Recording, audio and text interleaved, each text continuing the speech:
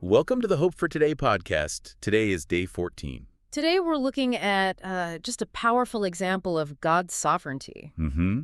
how he moves behind the scenes, preparing a way for his people. And he uses these seemingly insurmountable circumstances, even our human failings, to achieve his perfect purpose. Yeah, we're focusing on a servant who was brought from, the deepest despair you can imagine to the highest office in the land. It just shows us that God's timetable is, well, it's perfect. So let's start where the pressure really begins, and it all kicks off in the mind of Pharaoh. Right. He has these two dreams, and they're deeply troubling. They're not just random images. What were they again? The first one was about cows, right? Yeah, 7 sleek, healthy-looking cows come up from the Nile, and then they're followed by 7 other cows that are just ugly and gaunt. And the ugly cows eat the healthy ones. They consume them.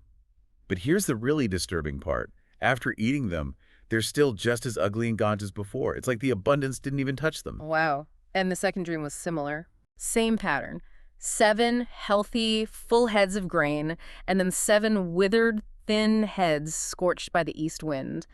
And again, the thin heads swallow up the good ones. So it's this image of a hunger that just can't be satisfied. Exactly. And Pharaoh is, understandably, completely shaken. He calls for all his wise men, all the magicians of Egypt. And they have nothing. They can't interpret it. Total failure.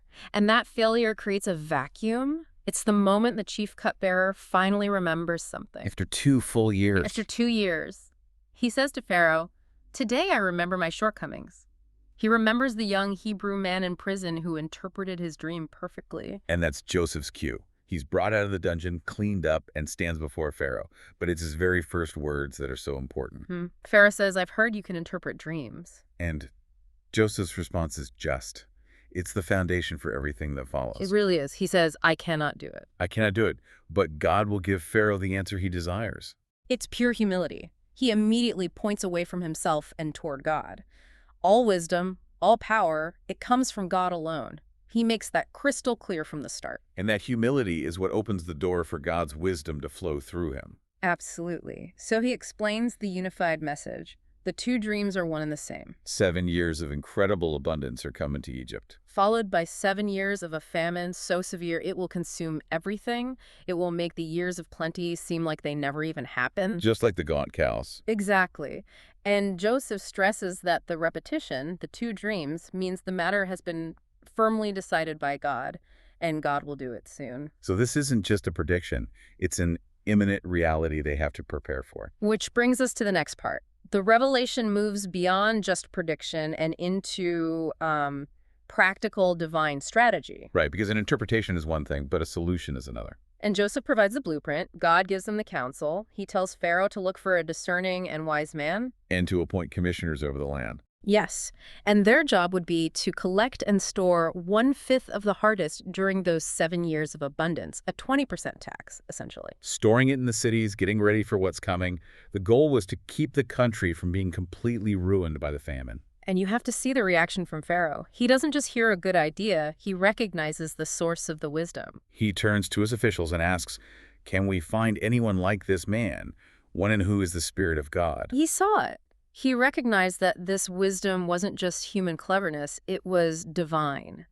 And that recognition leads to Joseph's immediate elevation. It's just staggering how fast it happens. In an afternoon, he goes from prisoner to the second in command of all Egypt. Pharaoh gives him all the tokens of power, the signet ring from his own finger, Which means he can now make official decrees. robes of fine linen, a gold chain around his neck. He's made vizier. And he's given a new Egyptian name and a wife from a prominent Egyptian family. He is fully integrated. And we're told he was 30 years old when this happened.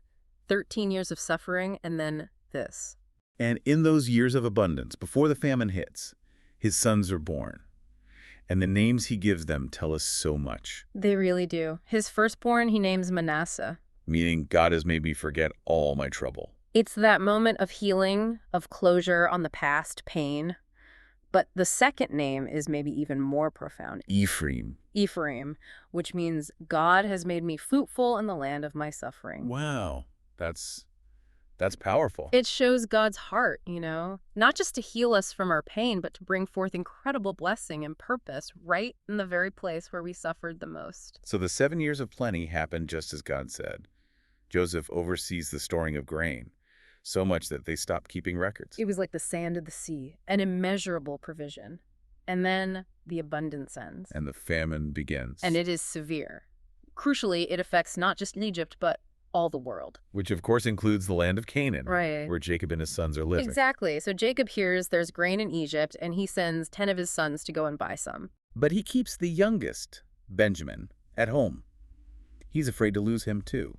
Understandably. So the 10 brothers make the journey. They arrive in Egypt, and who do they have to go before to get grain? Joseph, the governor of the land, And they come before him, and they bow down with their faces to the ground. fulfilling the very dreams that got him sold into slavery in the first place. The irony is just immense. Joseph recognizes them instantly, but they have no idea who he is. And he doesn't just reveal himself. He starts a test. He has to. He needs to know if their hearts have changed. He needs to know about his father and about his full brother, Benjamin, so he speaks harshly to them. He accuses them of being spies. A very serious charge. He puts them in custody and lays out the test. One of them, Simeon, will stay behind as a prisoner. And the rest must go back to Canaan and bring their youngest brother, Benjamin, to prove their story is true. And this pressure, this accusation, it immediately triggers their conscience. Yes, this is the key moment of conviction. They start speaking to each other in Hebrew, not knowing Joseph understands every word. And they don't blame the Egyptian governor. They don't blame their circumstances. They blame themselves. One of them says, "Surely we are being punished because of our brother." It's this immediate, agonizing realization that their past has caught up to them. Reuben even reminds them, "Didn't I tell you not to sin against the boy?" This is what God's loving discipline does. It brings us to a place of genuine repentance, of self-reckoning. And hearing this, hearing their genuine confession after all these years, Joseph is overwhelmed. He has to turn away from them so they don't see him weep. It shows you the compassion that's hidden behind the harsh test. So much love behind the severity. So he takes Simeon and has him bound before their eyes, and he sends the others on their way. But then he does something mysterious. Something that shows his grace, but also increases their fear. He secretly commands his servants to fill their sacks with grain, give them provisions for the journey. And to put the silver, they paid for the grain back into each man's sack. Can you imagine the scene? They stop for the night. One of them opens his sack to feed his donkey, and there it is, his money pouch. Their terror must have been incredible. And it only gets worse when they get home to Canaan and they all empty their sacks, and every single one of them finds their money. They must have thought they were being set up. Completely. And look at their response. They trembled and asked each other, "What is this that God has done to us?" They recognized a hand beyond human explanation. It's that mix of confusion and awe and, frankly, fear that often comes when you realize God is at work in a way you just don't understand. But from a human perspective, it's terrifying when they tell their father Jacob everything that happened. The harsh governor, Simeon being held prisoner, the demand for Benjamin. Jacob is just overcome with sorrow. His perspective is so limited by his pain. He cries out, "Joseph is gone, Simeon is gone, and now you want to take Benjamin. Everything is against me." He sees it all as working against him. He can't see the bigger picture. He can't see God's mysterious, loving hand orchestrating this whole sequence to save their entire family. That's such a relatable human moment, isn't it? Yeah. To feel like everything is against you, when in reality, God is working everything for your protection and blessing. That's the core truth of this whole story. God's plans are always moving, always unfolding, even when we're suffering, even when we're facing the consequences of our own actions. He prepares us for times of testing, and he uses our past pain to bring about future reconciliation. His ultimate heart is always to preserve and to bless. And that tension between Jacob's fear and the unseen reality of God's work, that's where we so often live. So as you think about your own life, maybe ask yourself, what part of your current circumstances is God using? Is it a time of abundance where he's asking you to prepare for the future? Or is it a time of famine, of pressure, where he's requiring some accountability for past actions? And through it all, can you trust that his loving hand is still orchestrating the whole sequence for your ultimate good? And that was it for day 14. Meet you on day 15 tomorrow.